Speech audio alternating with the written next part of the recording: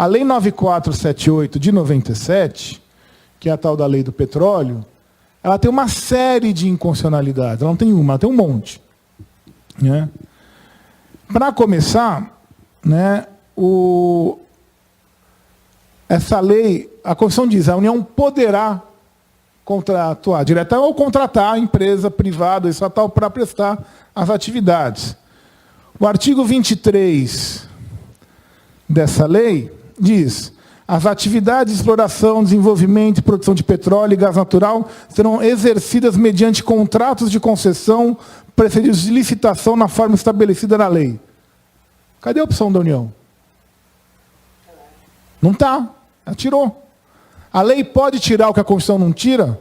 Obviamente que não. Não precisa ser nenhum jurista para saber disso. A Constituição está acima da lei. Mas mais do que isso, e aí vem uma discussão que chegou, inclusive, ao Supremo Tribunal Federal, e que torna todo o regime de concessão absolutamente inconstitucional. A Constituição diz o quê? Que o petróleo é o quê? É um bem da União. Está lá no artigo 20 da Constituição, assim como os minerais e tantos outros bens, os recursos naturais pertencem à União. O petróleo é bem da União. Portanto, é bem do Estado, um bem público. Certo? Diz o artigo 26 da Lei 9478. A concessão implica para o concessionário a obrigação de explorar por sua conta e risco, e, em caso de êxito, produzir petróleo ou gás natural, determinado bloco, conferindo-lhe a propriedade desses bens, após extraídos, com os encargos relativos aos pagamentos de tributos, etc., etc. Ou seja, o bem da União pela Constituição, a lei diz não, é do concessionário. É totalmente contrário ao texto da Constituição. O sistema de concessão é inconstitucional.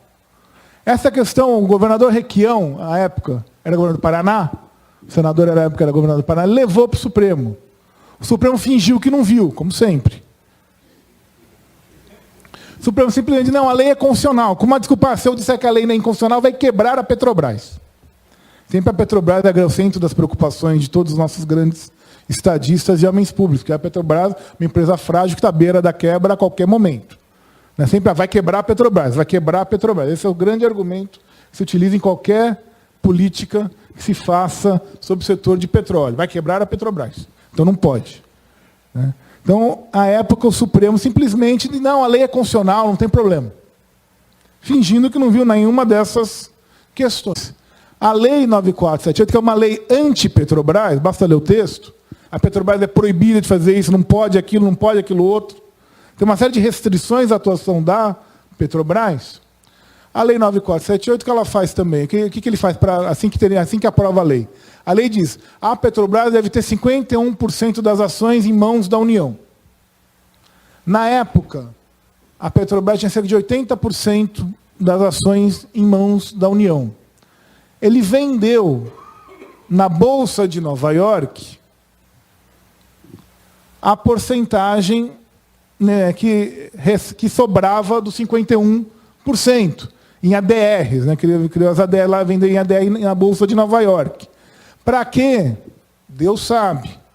Para dizer que a Petrobras é uma empresa internacionalizada, que está presente na Bolsa de Nova York, cujo resultado disso a gente só vai perceber agora, né?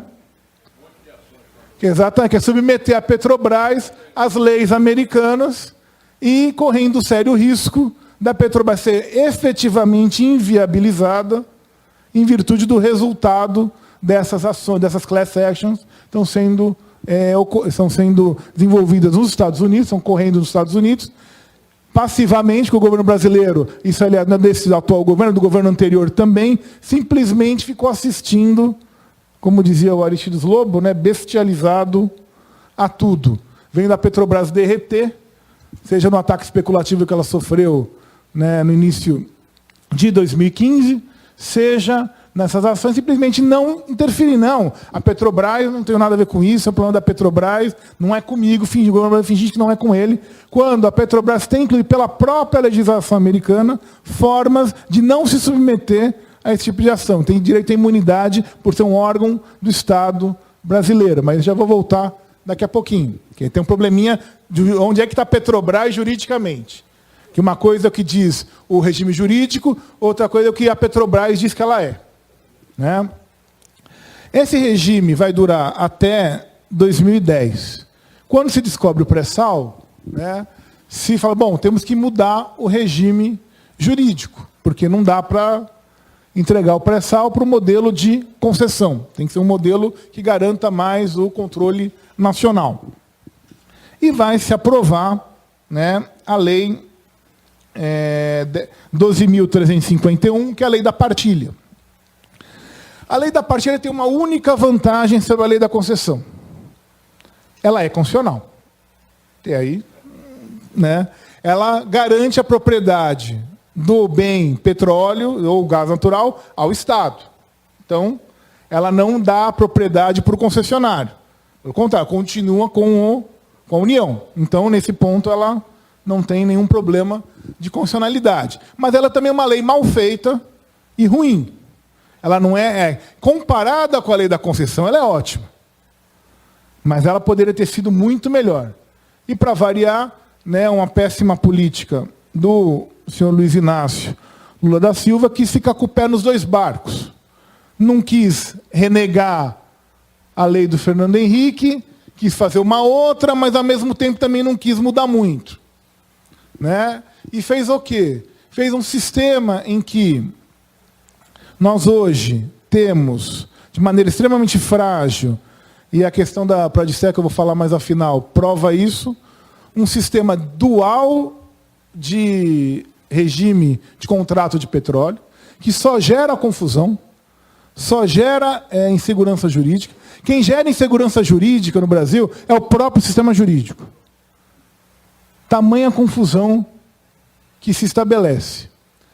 E que você tem, então, quando é uma área estratégica, um decreto do presidente diz que é área estratégica, então é o modelo da partilha. Quando não, é o da concessão. Você fica com dois regimes, sendo que um é inconstitucional, quando se poderia ter aproveitado a lei para revogar a lei da concessão e ter ficado só com um regime. O da partilha não é nenhuma maravilha, mas é melhor que o da concessão.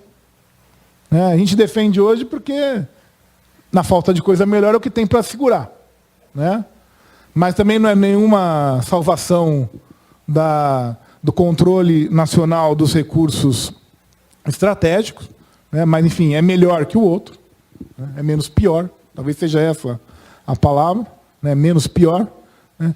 Em que você tem, então, um sistema esquizofrênico, com dois regimes, e com algumas regras que, para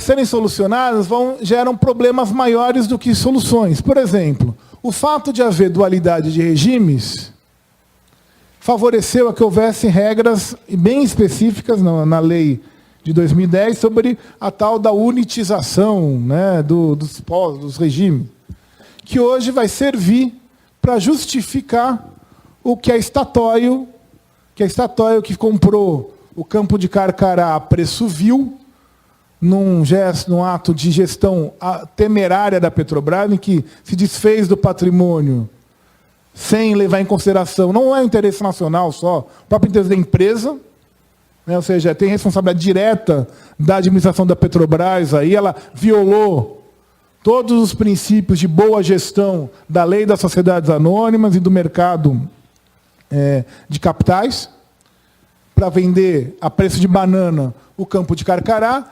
um campo em que há reservas de pré-sal, mas que foi licitado como pós-sal, como concessão. Ou seja, a Statoil não participou do leilão de pré-sal, ela não concorreu com ninguém, ela está ganhando de brinde o pré-sal e vai usar a desculpa da unitização para poder explorar sem passar por licitação. A ANP, que é outro problema, já que você lembrou, tinha esquecido. A ANP, que foi criada na lei de 97, que é uma jabuticaba. Porque o Brasil é o único país do mundo em que um setor que é monopólio do Estado tem uma agência reguladora.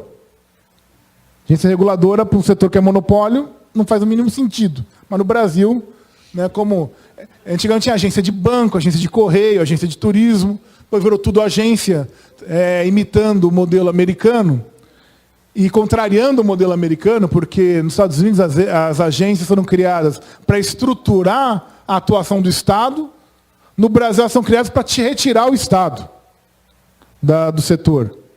Quer dizer, é tudo ao contrário do que foi pensado.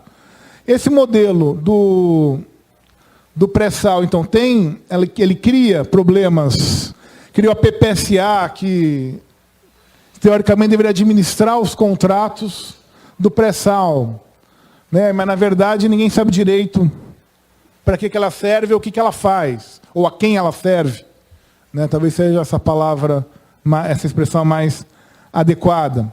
E com um drama aí que eu não vou entrar, mas que diz respeito a uma questão jurídica, mas eu não vou entrar nela, que a lei de 97 cria um problema federativo em relação ao petróleo que não existia antes. Quem inventou o royalty de petróleo para Estado e município foi o senhor Fernando Henrique Cardoso para aprovar a lei 9478 de 97. Até então não existia isso. O que existia? Se previa o pagamento de royalty para Estado e município quando a exploração era onshore, era em terra, porque, como é a mesma lógica da mineração, se gera prejuízos, né, ambientais, de paisagísticos, da localidade, você então era uma espécie de compensação. A lei 2453 previa isso, por causa da exploração em terra. Durante o regime militar inteiro, alguns senadores tentaram várias vezes, quando a Petrobras começou a explorar a bacia de Campos, começou a explorar petróleo no mar, alguns senadores tentaram fazer com que tivesse royalties para os estados. Não conseguiram. Não conseguiram em 88. Vão conseguir em 97. E aí vão criar, o IBGE vai criar a partir da lei não, vai criar essa maravilha geográfica chamada município confrontante, né, que basta estar na cara que você tem direito a royalty, e com linhas geodésicas que não tem fim, né? Se bobear, chegam em Angola ou na Namíbia, né? Acho que eles têm que tomar cuidado, porque logo alguém está pedindo, o royalty é meu, não tem. Vocês estão pagando para vem aqui buscar o meu royalty. Né? Mas, na verdade, brincadeiras à parte, qual que é o plano do royalty? Faz sentido ganhar o royalty tendo uma exploração? Sim, faz, como compensação. Agora, como forma de remuneração, você já gerou que é um conflito federativo, que, aliás, vai ser o único ponto discutido durante o debate sobre a lei do pré-sal. A lei do pré-sal teve 2 debates. Um que ficou limitado a editoriais repetidos, do Estadão, da Folha, do Globo, que eram os mesmos editoriais dos anos 50. A Petrobras não tem capacidade, não pode, não dá, não consegue, temos que deixar os estrangeiros fazerem. Que foram solenemente ignorados e não geraram nenhum grande furor anti-exploração nacional pela Petrobras. E o único debate que realmente houve, ninguém discutiu para que serve o pré-sal, qual que é o ritmo de exploração, como é que ele vai se inserir na nossa cadeia produtiva, como vai ser no processo de salir, nada. Se discutiu o quê? Royalty. Era a famosa briga pelo butim. Né? Todo mundo queria. Já que tem o dinheiro, também quero. Ninguém sabia qual é o dinheiro, mas todo mundo já queria um pedaço, que deu toda aquela confusão do conflito do Rio de Janeiro com o Espírito Santo, com os demais estados, e que até hoje não foi solucionado. Porque foi vetado na lei de 2010, depois o presidente Lula mandou uma outra lei sobre royalties, modificaram no Congresso para distribuir o royalties entre todos os membros dos estados da federação, a presidente Dilma vetou, o veto foi derrubado pelo Congresso, ou seja, o Congresso Nacional se manifestou 3 vezes, de maneira clara, pela sua imensa maioria, que o royalty era para ser dividido para todo mundo. Então, essa vontade não tem dúvida, essa é a vontade do Congresso Nacional. E isso entrou entre o Rio de Janeiro, o Espírito Santo, outros, não sei se São Paulo chegou a entrar, entraram com ações no Supremo Tribunal Federal, e a ministra Carmen Lúcia, atual presidente, ela é mais importante que o Congresso Nacional inteiro, que o Supremo Tribunal inteiro, deu uma liminar, suspendendo a aplicação das leis dos royalties, e ao invés de levar a liminar para o plenário do Supremo, que era a obrigação dela, suspender uma lei aprovada pela imensa maioria do Congresso, simplesmente ela sentou em cima e está lá, na gaveta dela.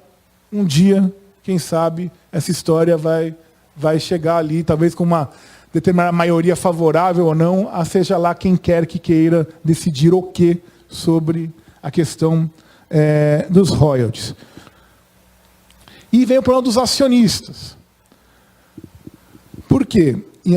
É um problema jurídico também sério. Até 1976, não tinha nenhum grande problema com sociedade de economia mista no Brasil. Por quê? Porque, na prática, a sociedade de economia mista ela era uma empresa pública. Por quê? Porque quem que eram os sócios da Petrobras, da sociedade de economia? Ou é da Vale do Rio Doce, da CSN, Banco do Brasil, tanto faz. Quem que era o sócio? Tinha a União, que detinha 80% do capital. E quem que era o sócio? O BNDES, na época BNDE, né? Depois ganhou o S. A CSN, a Vale do Rio Doce, o governo do Estado do Rio, o governo do Estado de São Paulo, a prefeitura de não sei onde. Esses eram os sócios. Então, na prática, embora tivesse, entre aspas, sócios privados, porque a Vale tem natureza jurídica de empresa, a CSN tem natureza de empresa, eram todos, na verdade, tudo capital público. Isso muda em 76 e vai se agravar nos anos 90. Por quê? Em 76, os militares resolvem criar mercado de capitais no Brasil. Tinham tentado em 67, não deu certo. Vamos fazer em 76. Bom, tá bom, então temos a Bolsa, vamos ter agora o mercado de capitais. Legal. Bom, e que empresa, grande empresa brasileira, vai ter ações em Bolsa? A Globo? Não tem até hoje. Vive falando das vantagens do livre mercado, mas não tem ação em Bolsa. A Votorantim? Não tem até hoje. Então quem que vai? Alguém tem que estimular. Isso aqui funciona, não é uma brincadeira. Eles vão pegar as sociedades de economia mista e mandar abrir capital em bolsa. Então a Petrobras vai abrir, a Vale, a Telebrás, a CSN, assim por diante. E vão ser, na verdade, quem vai sustentar até hoje o mercado de capitais no Brasil. Se a Petrobras resolver sabiamente fechar o capital, não existe mais mercado de capitais no Brasil. Ela é a única empresa hoje, além da Vale, são as duas, a Vale menos, bem menos, que importam na Bolsa de Valores de São Paulo, na Bovespa, que foi a única que sobrou. Bom, mas e aí que se eu comprei a ação da Petrobras? Então, aí tem um probleminha. Quem compra a ação da Petrobras, não é nenhuma crítica, as pessoas podem comprar a ação de quem quiser. Mas tem que saber uma coisa, e a Petrobras avisa no seu portfólio. Ela é uma sociedade de economia mista. Portanto, quem é que controla a Petrobras? A União, o governo. Ou seja, alguém que compra ações da Petrobras vai algum dia mandar na Petrobras? Não, ele sabe disso. Ninguém está sendo enganado. Lógico que o minoritário tem que ser ouvido, tem que ter o seu papel de fiscalização, sugerir até medidas que podem ser saudáveis para a gestão da empresa. Mas ele nunca vai controlar a empresa. Não tem acordo de acionista para ele poder controlar a empresa. No fundo, ele está comprando o quê? Não é propriamente uma ação. Ele está comprando praticamente um título da dívida pública. Por quê? Porque a Petrobras não vai quebrar. Por que alguém compra a ação da Petrobras? Porque ela não vai quebrar. Ela não tem esse risco. Por que fundo de pensão compra a ação da Petrobras? Porque ela não vai quebrar. É um investimento que tem segurança. Fundo estrangeiro compra ação estatal por quê? Porque é uma segurança, investimento seguro. Daí a ter todo esse discurso que a gente viu a partir de 2014, 2015.